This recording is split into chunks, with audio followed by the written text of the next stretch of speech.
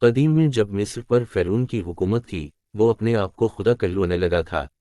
اس کے ظلم و ستم سے بنی اسرائیل کی قوم تنگ آ چکی تھی۔ اللہ تعالیٰ نے اپنی رحمت سے ایک عظیم نبی بھیجا، حضرت موسیٰ علیہ السلام، تاکہ وہ حق کا پیغام پہنچائیں اور انسانوں کو ایک خدا کی عبادت کی طرف بلائیں۔ حضرت سینیا کا بچپن بھی ایک معجزہ تھا۔ جب فرعون نے حکم دیا کہ بنی اسرائیل کے تمام نوزائیدہ لڑکوں کو قتل کر دیا جائے، تو اللہ نے سینیا کی والدہ کو الہام فرمایا کہ بچے کو ایک صندوق میں رکھ کر دریائے نیل میں چھوڑ دو۔ اللہ نے اس ننھے بچے کو فرعون کے محل میں پہنچا دیا، جہاں فرعون کی بیوی آسیہ نے اسے اپنی اولاد کی طرح پالا۔ وقت گزرتا گیا، حضرت سینیا جوان ہوئے اور ایک دن ایک جھگڑے میں ایک قبطی فرعونی آدمی کو غیر ارادی طور پر قتل کر دیا۔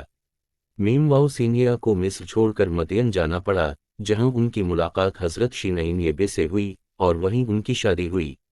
کئی برس بعد جب وہ اپنی اہلیہ کے ساتھ واپس مصر جا رہے تھے تو طور پہاڑ پر ایک نورانی منظر دیکھا۔ وہاں اللہ تعالیٰ نے انہیں نبوت عطا کی اور فرمایا، اے موسیٰ، میں ہی تیرا رب ہوں، اپنی قوم کے پاس جا اور فرعون سے کہہ کہ وہ بنی اسرائیل کو آزاد کرے۔ حضرت سینیا واپس مصر آئے اور فرعون کے دربار میں جا کر اللہ کا پیغام پہنچایا۔ فرعون نے طنز کیا تو وہی ہے جو ہمارے محل میں پلا تھا۔ سینیا نے جواب دیا، ہاں، لیکن میں اللہ کا رسول ہوں۔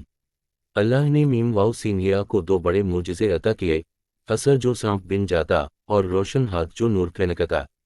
مگر فرعون اپنی ضد پر قائم رہا اور مقابلے کے لیے جادوگروں کو بلایا۔ جب جادوگروں نے اپنے رشے پھینکے، وہ سانپوں کی طرح نظر آنے لگے، مگر حضرت سینیا نے اللہ کے حکم سے اپنا عصا پھینکا تو وہ ان سب کو نگل گیا۔ جادوگر فوراً سجدے میں گر گئے اور بولے، ہم ایمان لائے سینیا اور الف ر واو نون کے رب پر۔ فرعون کا غرور ٹوٹنے کے بجائے اور بڑھ گیا، اس نے بنی اسرائیل پر ظلم بڑھا دیا۔ آخرکار اللہ نے حکم دیا کہ سینیا اپنی قوم کو راتوں رات مصر سے نکال لیں۔ جب وہ سمندر کے کنارے پہنچے، پیچھے فرعون کا لشکر آ گیا۔ بنی اسرائیل خوفزدہ ہو گئے، مگر سینیا نے فرمایا، میرا رب میرے ساتھ ہے، وہ مجھے راستہ دکھائے گا۔ اللہ کے حکم سے انہوں نے اپنا عصا سمندر پر مارا اور سمندر دو حصوں میں بٹ گیا۔ بنی اسرائیل خوشی سے گزر گئے، لیکن جب فرعون اور اس کا لشکر پیچھے آیا تو سمندر دوبارہ مل گیا اور فرعون غرق ہو گیا۔